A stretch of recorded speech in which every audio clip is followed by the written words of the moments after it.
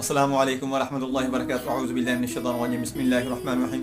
आज मैं आपको ब्लड प्रेशर के मुताल्लिक़ बताऊंगा कि अक्सर लोग ब्लड प्रेशर के मरीज़ होते ही नहीं हैं, उनको बना दिया जाता है, या अक्सर लोग ब्लड प्रेशर के मरीज़ होते हैं, वो दवाई नहीं खाते या उनको गाइड नहीं किया जाता, वो इतना एहतियात नहीं करते, यहाँ तक कि उनको फालज का, लकवे का या कोई और पैरालाइज हो जाता है। जब उनको पता चलता है तो उस वक्त बहुत ज़्यादा नुकसान हो चुका होता है।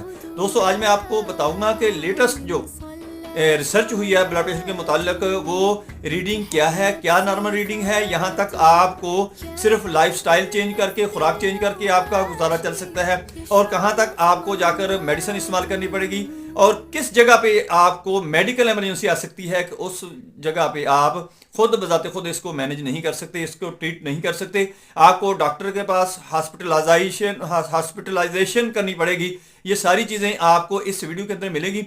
सबसे पहले